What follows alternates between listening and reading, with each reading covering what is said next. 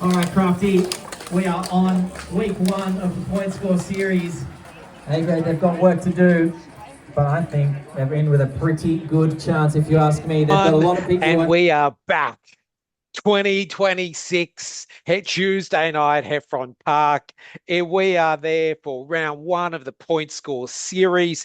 Another year of excitement. Every week there's always some tribulations. There's always some controversy. There's always someone who was riding a little bit sick and, I was just having a bit of a quiet week. Maybe they've been traveling over the break and haven't had the kilometers in. But either way, we've got Tuesday night Heffron. And with that, I have a man who probably would drop Jay Vine up Corkscrew Road at the Tour Down Under. It is the ageless John Sunday. Good evening, John. Well, hey, Alexi, and welcome to the second part of season 41. I've got to say, 1985 now feels like a very long time ago. That's right. Good to be back, and I can just say that I watched that stage today of Jay Vine going up Corkscrew, and like a lot of other listeners and riders, we've all ridden up Corkscrew, but I never felt like that. I don't know about you, but he was flying. He was moving along, but of course it pales. Hey, but let me add. So when I saw his win, I thought, what year did he ride at Heffron? And he did. Yes. Back in October 2019. And I don't even think he got a place. Nah, you wouldn't. So you probably wouldn't get a place now.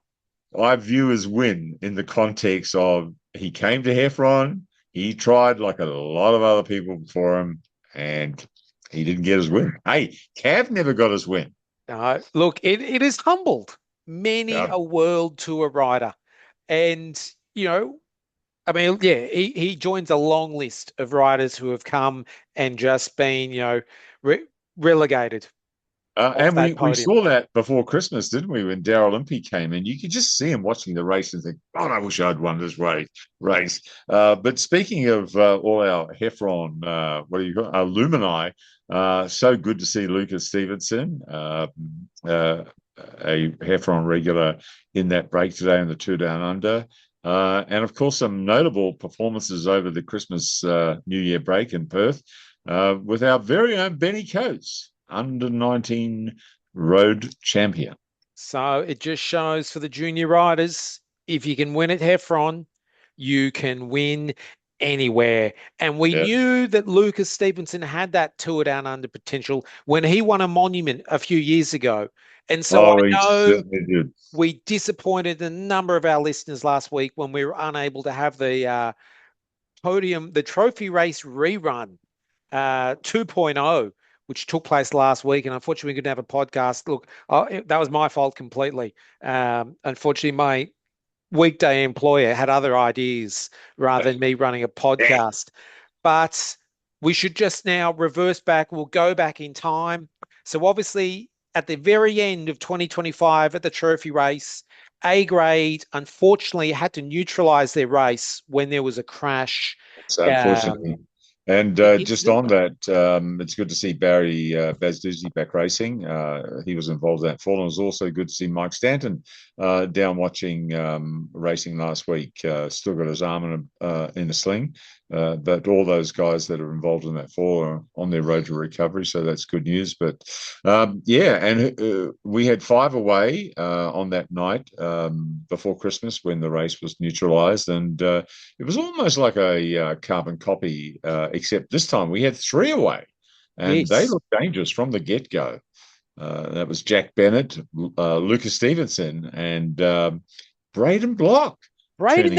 Braden, he often doesn't race down. So for those that don't know Braden, he does spend a bit of time racing in Europe. I think it's a Spanish team. I think as a Girona. Oh, he's looking for a team now for 2026, and of course that's now going to change after his win in the trophy race.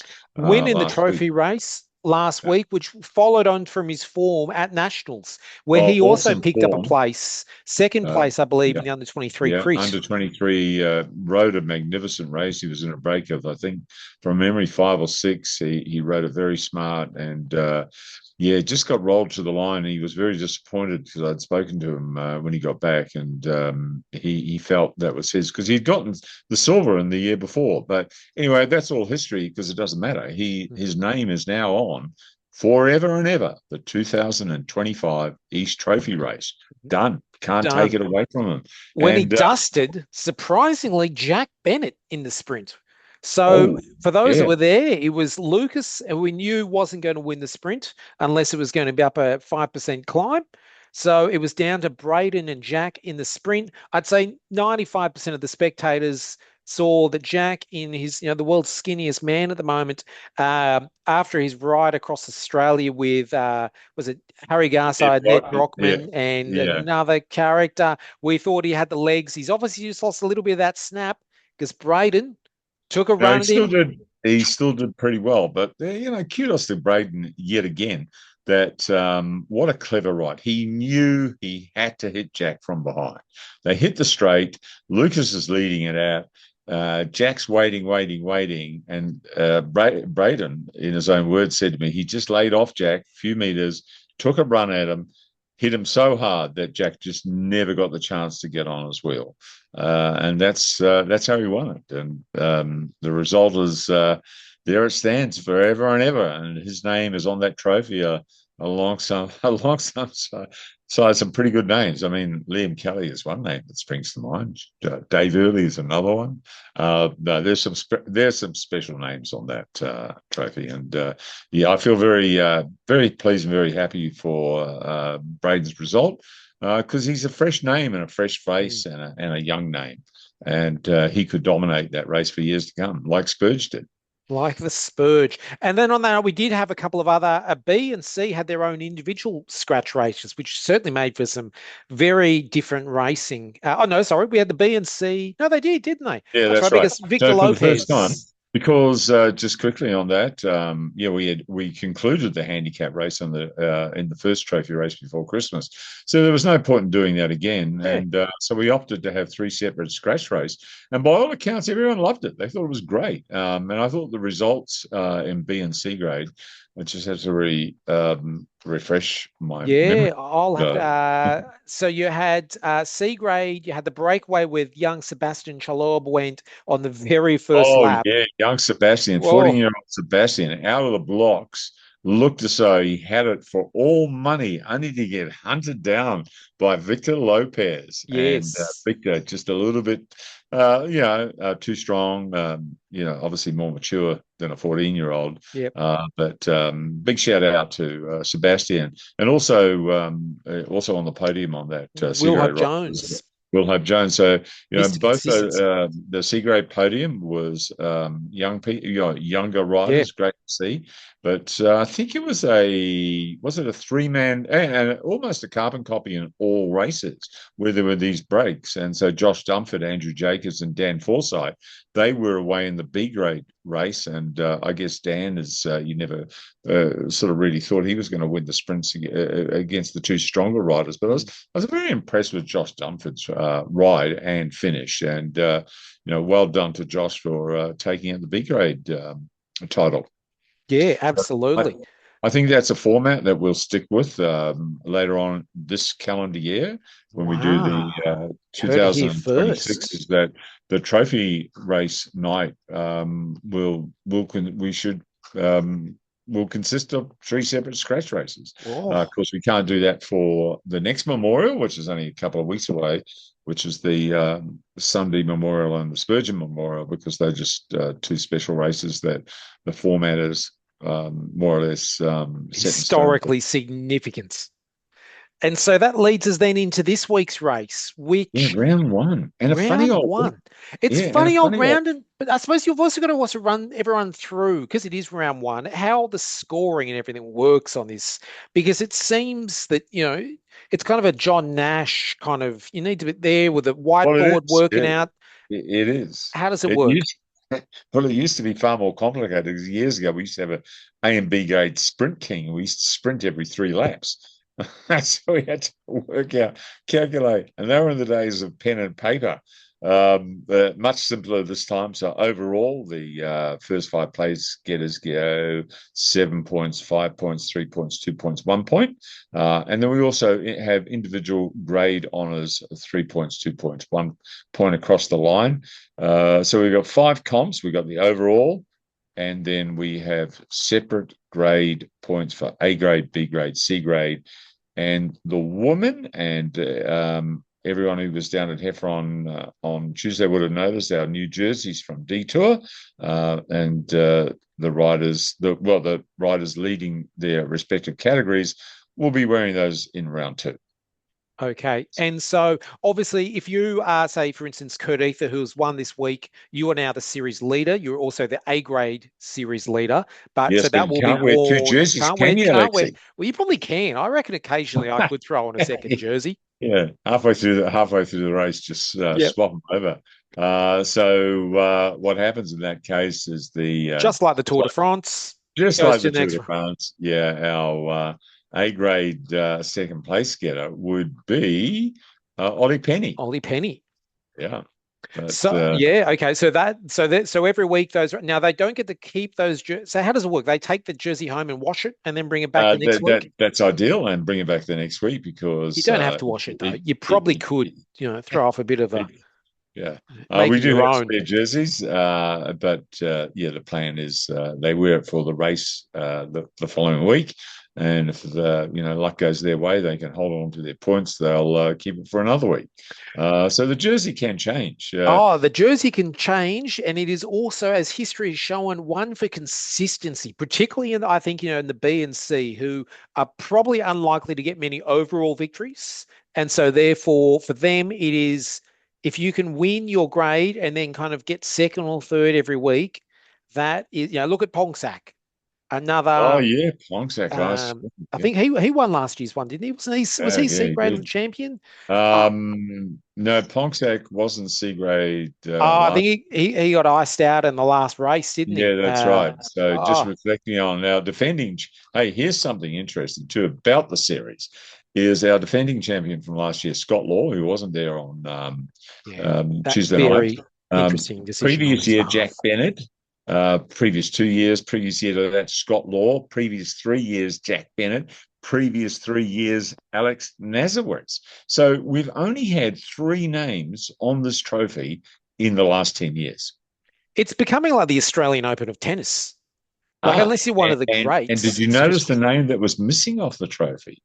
The name that has actually dominated every other race and monument that we had, the trophy race and the memorial, Kurt Eather. Yes. Has never won a point score series.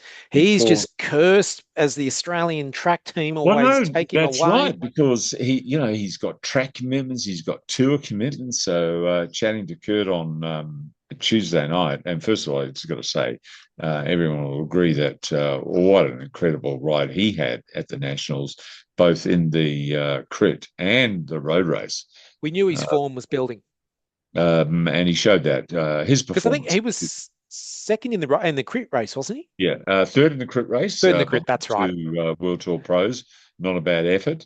And just goes to show why he was so dominant, I thought, on Tuesday night. I mean, pulling those turns in the closing laps, that was just phenomenal. And then to still, have the muscle and the strength to win the race outright.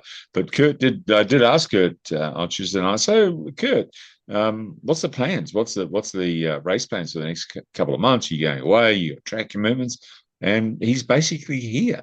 So I think he's eyeing the series. He knows his name's not on the trophy. If I think Case Body Wrap as a team, they've probably said to him, look, this is the one we want to focus on. Like, this is the jersey we don't have in our collection. Well, it's interesting you should say that, Alexi, because guess who was there on Tuesday night watching? Sammy LaSalle. Mr. Case Body Wrap himself. There you go. So that was no surprise. And then they know that is the investment that is worth being made. And like you said, there were laps there where Kurt Eather was doing entire laps on the front. I was actually had the pleasure of chatting to Dan Newman there, who's taking a bit of grass in the background. He was saying the fastest night of the night was actually the lap that Kurt Eather was on the front for the For the whole lap. entire lap. Oh, phenomenal. Absolutely phenomenal. And, just reflecting on Tuesday night's handicap, B grade were a big bunch. They were 10 to 12 more riders than A grade. Yes. A grade were about 22, and I think B grade about B 30 grade something. 28. No, B grade with 28 close. starters. Yeah. So B grade's performances before Christmas were really solid. They were putting in some blistering times, and A grade were, there wasn't that much difference. So took that into account. But the way A grade rode on Tuesday night, they were so finely drilled, and the turns that the likes of Ollie, Edwin, Dan Newman, Cam Mills, Fraser. Cam Fraser. I mean, the list goes on. It was very, very impressive the way. So I had a few murmurs and rumblings. Oh, A got up. Of course, they got up because they rode so well. Yeah. And I thought that the outcome of that race and the handicap on Tuesday was just classic old school Heffron, where A grade get up with 3 to go. And they can now race. Okay, what do you got, guys? What have you got? And I thought that what the show that they put on, especially from Kurt, was impressive. And I think that's what people come to watch. They want to see these guys perform at their best level. I'll tell you who performed very, very well, because at one brief moment in his mind, he thought he'd had the best night at Heffron ever, was Chris Miller. That's right. Look, he's not the only one. I think I did on Tuesday. My grade was the old lap to go, because I am sure that he has done the same stuff. You've come past 1 to go and you've thought, yep, 1 to go. This is it. This is the lap. Sprint for the victory. And then you get there like, ding, ding, ding. No, now it's last lap. So it's 1 lap before the last lap. And I didn't look see at that. left and right. Yeah. Poor bastard. Because he has been riding superbly well. Yeah, very, very impressive. And let's not forget, Chris was in that 5-man break of the round, the first trophy race we had before Christmas. So maybe he thought that he was going to redeem himself. But big shout out to A grade's performance. The other rider, I just want to say, Cam Fraser, he was doing a lot. Had he done 200 kilometers before the race had started? Because he looked like he was just caked in sweat. Well, he may have, because not that it's of much interest, but I actually rode down to Heffron Park on Tuesday night, all the way from home. And I'm meandering through the park at about 4:15, doing a steady clip of about 20-something 5K an hour. And people thought you were on an e-bike. No, I wasn't even on an e-bike. I needed to be on one. And whoosh, who comes past me? Cam Fraser, doing efforts in the park just after 4:00. So he was well and truly warmed up by the time the race started. So that could explain the sweat patterns, because I thought it was the design of his new kit. Yeah. And in fact, just on new kit, it was nice to see some new kits down there on Tuesday night for the 2026 national, teams. It was cool. So then we look at some of the riders, and rather than just kind of go through the race, because look, obviously A grade did come through and ride. I just thought we'd also look at some of the riders, because obviously the one rider who caught my attention for doing a lot of work was Victor Lopez. He rode C grade the week before. I got a good story on Victor. So he stepped up to B grade, and then was happily there, rolling along, working away. Poor old Victor. So he was a bit disappointed after the race, because, like you said, he was on the front, contributing to the outcome of the B grade race. And in the closing laps, he was telling me after that he was on the front and he thought all these other guys are coming over him and they're going to help. They're going to help. But he then realized that what they were doing is they were coming to the front because they could see A grade coming, and he naively has drifted to the back or towards the back and then got hit by A grade, and then of course been behind the wrong wheels. So did a lot of work.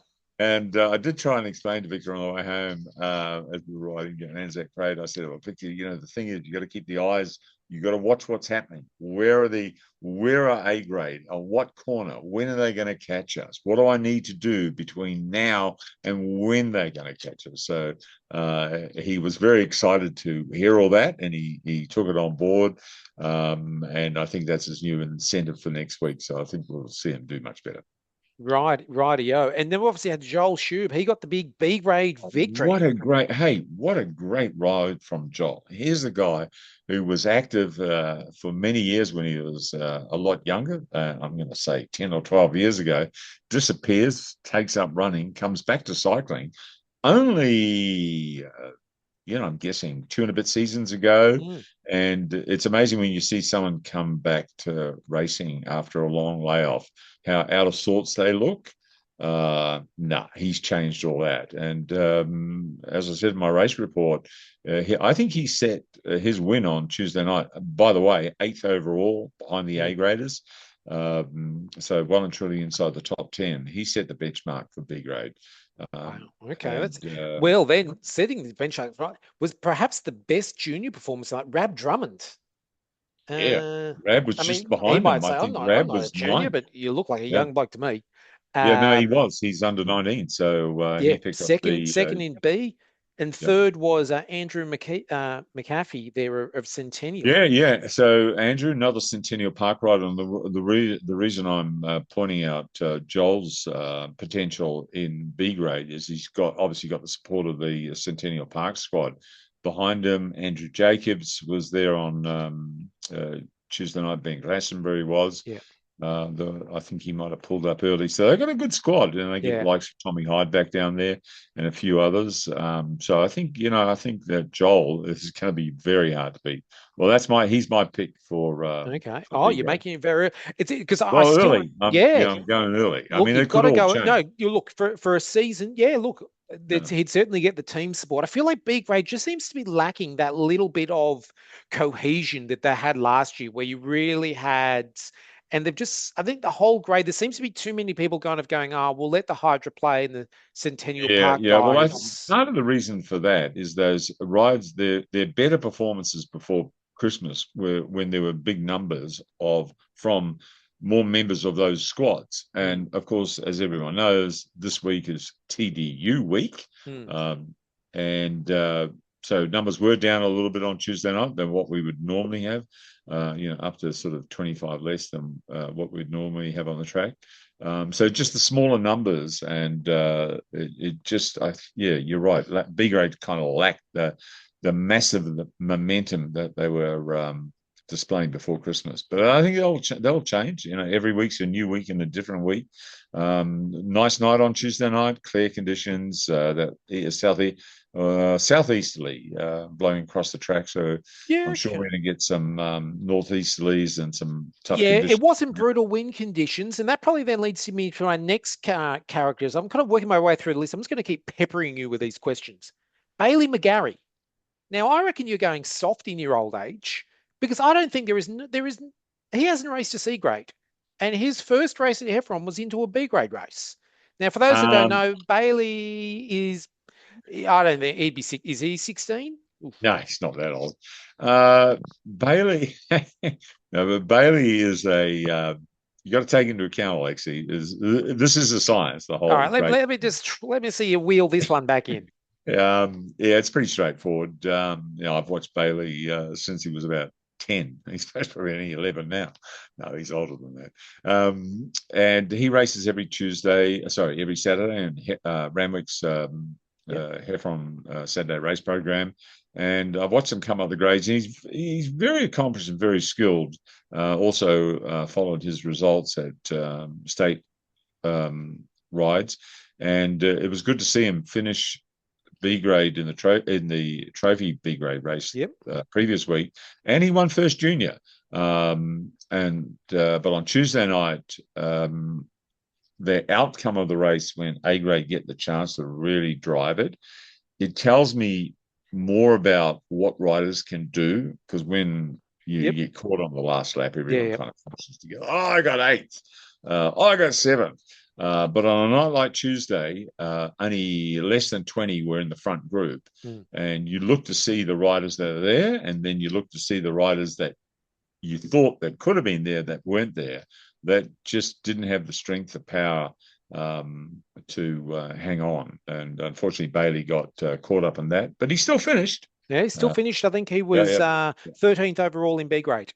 Yeah, not Okay, bad, because there were like 28 starters and quite a few B graders there that didn't finish. So yeah, he deserves it, and he's been riding long enough to have the skill, because that's the other thing about Tuesday night race format, is having the skill to get through the corners at speed. Just normally you always make them race at least one race in C grade. So I just suddenly thought, oh wow, John, he's really, it's getting soft. Well, not quite. Yeah, because No, fair enough. he's not new to Heffron. He's not a new rider. Fair enough.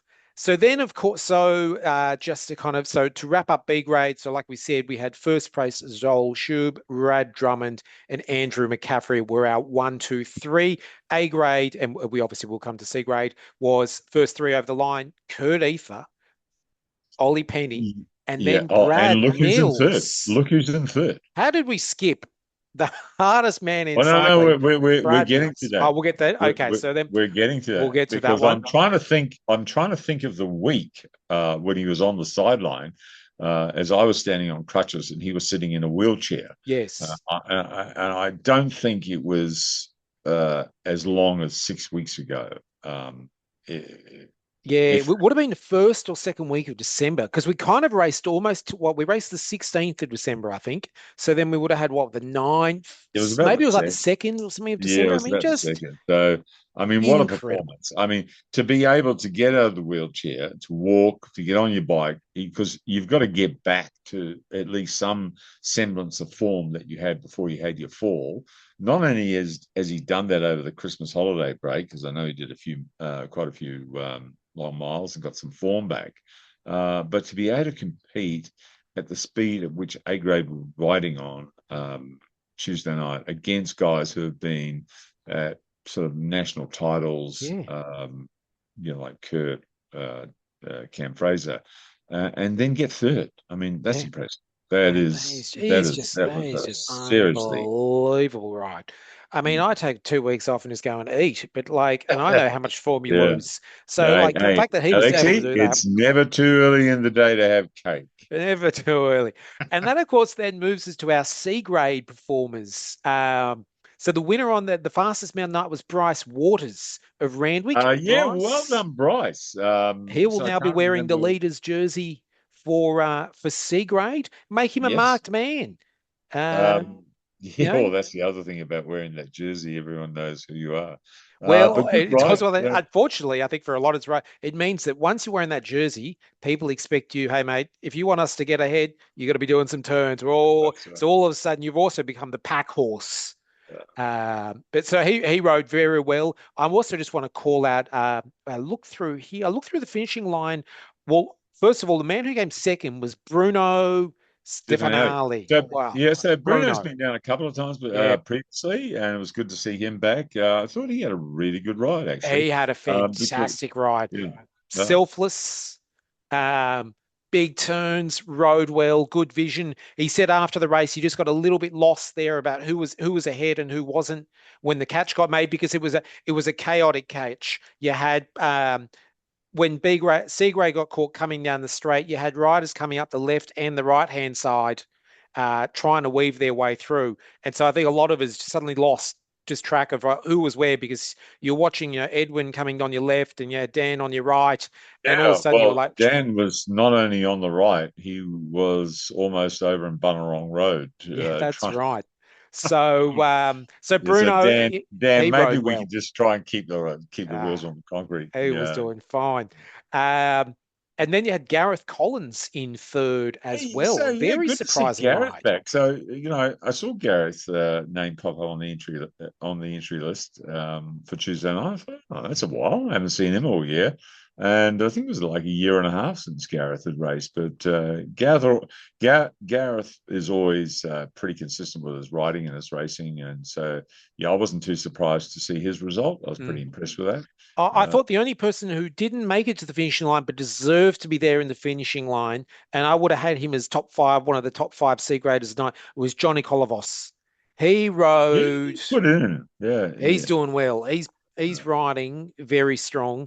yeah. He'll collect points in the point score series without a In doubt. fact, if you just move your head a bit to your left, that'd be to your left. So there, You can see, we've got yeah, Bruno in the that's middle. so Where's that's Jono? that's Sammy Carroll on the front. Sammy's been back the Yes, last few weeks. He's been going well. Just over Sammy's left shoulder, you can see Bruno, who got second with the blue jersey and the stripe down. that's right. And then just on Sammy's right shoulder, there's Gareth, and I think that's Andy Palmer in the purple top and white bibs in the Baz's squad. And of course, there's Dan over on Bunning Wrong Road. That's right. And the rider who is on the other side is Lily Fasan.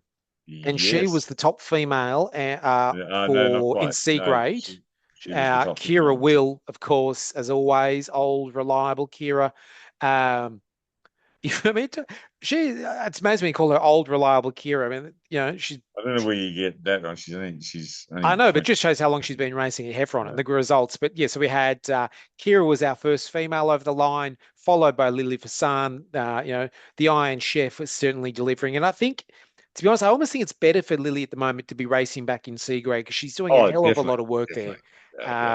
And I think that those results will come. And Emma Jeffcoat was third on the night. We had four girls down there. It was we had a new rider, Grace. She was a triathlete, but I think she found that the intensity and power through the corners was a bit too much for her. But the rest of the C graders, by the way, who were spread over once the main group came in, C graders were spread everywhere. But we still had like a dozen of them finish out of 22 starters. Tom Chanter did really well the week before. He was fourth across the line. Andy Palmer puts in a good ride every week. We had a new rider down there, Steve Wanchop. It was his first time. He did well. Ryan Rutledge is there each week, always doing well. Baz Doozy wrapped up the top 10. Well, I see that you roll them for a place. Him, mate. Yeah. So yeah, it was a tough all night because you only have to look at the way the riders are spread across the finish at the end there, and just going back to B grade. Some of those names. Al Bazonova, he gets across. It suggests that Andrew Jacobs has been doing quite a bit of work in that closing lap for Joel and Andrew McAfee. Bailey, Phil Hersey, Ricardo DeGambo, Peter O'Connor, Harvey. I thought Harvey, I was expecting big things from Harvey Challoner on. But he finished in a group of about 3 or 4 at the back end, along with Rob Crichton. But we know why Rob Crichton is finishing at the back end, because he's just done such a mountain of work. He just works. He just as early stages of the race, he's just doing those massive pulls. I mean, I don't even he's great, and I can see him just being the old steam train, just pulling. He's massive. I tell you, I've ridden a lot with Rob, and Rob is just a huge motor. He's an Iron Chef too, of course. So I don't know what with this chef thing going on at Tuesday Night Heffron. You'd think they'd come down and whip us up dinner. Oh, hello. Bring me a sandwich or something. We should have a cake cook-off. But of course, that would be good. Yeah, you could be the judge, Alexi. I'd certainly be able to collect points in that series. And of course, that leads us to the biggest one of all. What 2026 is all about. Char Grilled Charlie's Rider of the Week. Course. Damn, where's my Char Grilled Charlie hat? Wow. A lot of strong riders. I mean, we've mentioned a fair few. Yeah, we have. It's hard to go. It's hard to go past the winner, Kurt, or in fact, any of the winners, Joel, Bryce, Keira. But this week I'm going to go for the third place getter, Brad Mills. I mean, Yeah, I just can't put that into context. Like we Look, said. I will completely agree with you there. I thought it was interesting when you said, "Oh, well, what would it take for when you said, oh, maybe Joel, and what would it take?" Well, if he would have been in a wheelchair at the start of December, I would have said, I mean, that is kind of like it's almost like an Easter race where kind of Jesus has been resurrected because Brad Mills, like he just, I can't fathom it. Oh, I like, I'm just going through my photos, and I got a photo of Millsy in hospital on the 10th of November. I've got a photo of Millsy and I. He's in his wheelchair on the 18th of November. but I mean, here he is. Here is a guy that is, yeah, like you said, he's in hospital a few months ago. Like with a, with a, it's not like it wasn't a collarbone or he had a head knock. It was No, literally that's the right. part that moves the bike, his Uh, legs. Like, yeah. how does that happen? Like, how is that just, my Not brain very just impressive. struggles. And then the race comes together and he doesn't get lucky by, oh, well, no, people were caught up. No, no. A Yeah, grade controlled that I'm just gonna sit race on. I've got with, yeah, with I'm three just laps gonna to take it go. easy here because I'm just recovering. Right. And besides, he's down in Adelaide for Adelaide gravel race tomorrow, so he most Right, probably win that. Who knows? right. But But well just to done, have Milty. the confidence Yeah. and that like and obviously the man's got a lot of race experience. So don't get me wrong, but he was just willing to still the position, but then position himself with three to go and still have that ability to go with everyone else Oh when they yeah, went. yeah. Like, and And he and Ollie. There wasn't much. I mean, there was a fair bit between Ollie and Kurt. There wasn't much between Millsy and Ollie at all. yeah, so I think without a doubt, Brad Mills. I mean, I almost think every week he turns up now. I'm just going to almost vote him Rider of the Oh, Week Jesse. because Well, if it's I make a just. comeback, I hope I get a chicken voucher. Oh, well, we might give you a cheeky small chips. Yeah, no, fantastic. It really was. So yeah, without a Well doubt, done, Brad Millsy. Mills, third Yeah, place on the night, but Char Grill Charlie's Rider of the Week. yeah, Uh, deserves it. yeah, deserves it. Um, And we didn't have last lap on. Well, we didn't have our bell ringer there on Tuesday night. no, but we did have Robin Sprouse who kindly rang the bell Yeah. for it. Darling. So did So we with call it your Robin's last lap, or did we call Hey, it Scuba's Robin's last? last lap, that's right. Big move right in the centre, jumps over, he's going to grab it. This is worth encouraging as they go for it. Oh, Chris Miller, solo. Oh, no, Chris. Oh, Chris.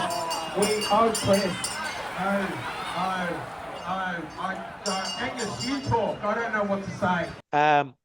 I'll give you one.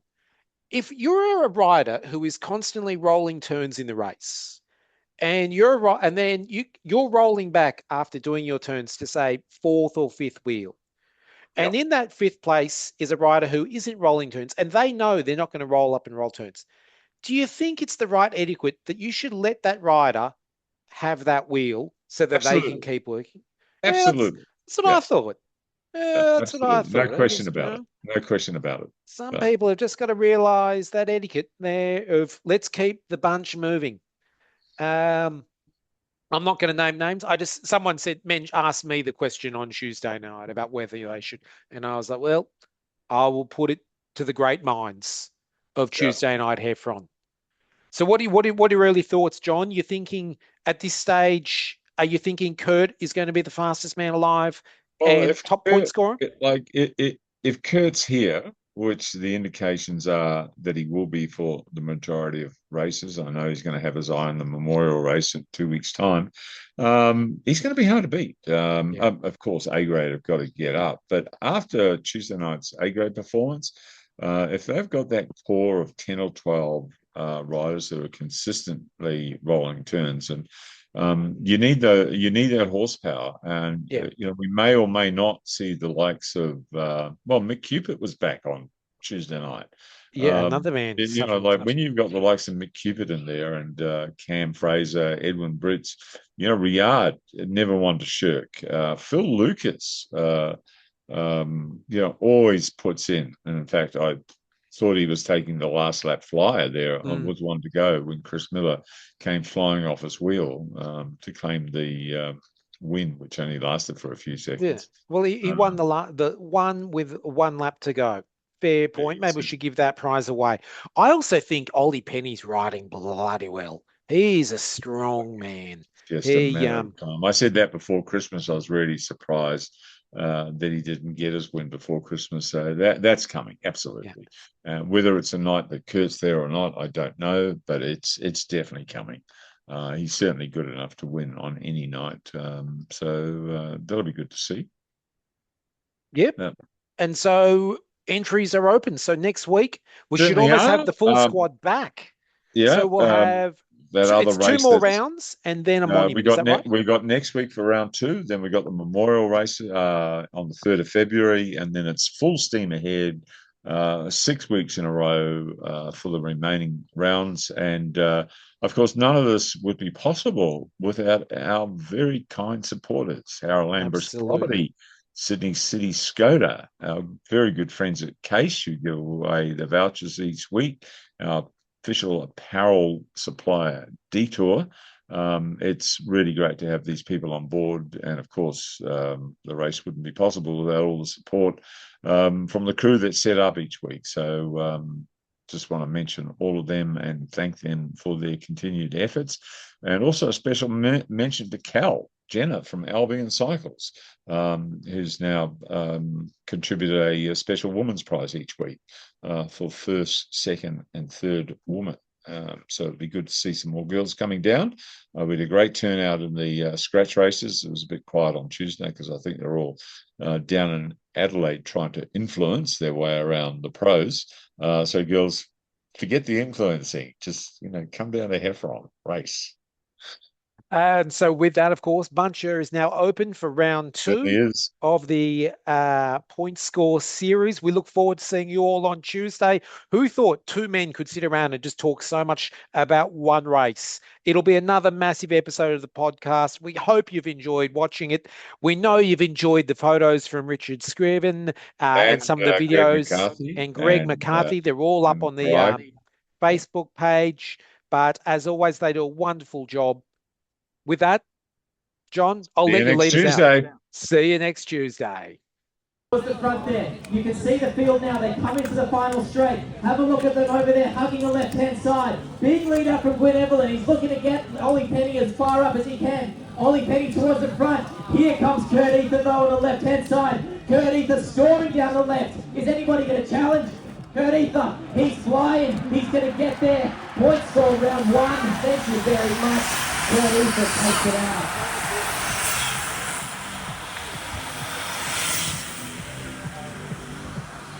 Curtis Foley, Penny Brad Mills in 3rd place. We are looking for our first woman, and that is Keira Will. Give her a round of applause. Now we're searching for a blue number, and I reckon here it is. It's Carol. Is it? Yes! Secret winner, second winner. 3 for 3 takes it out. Bryce, good ride there.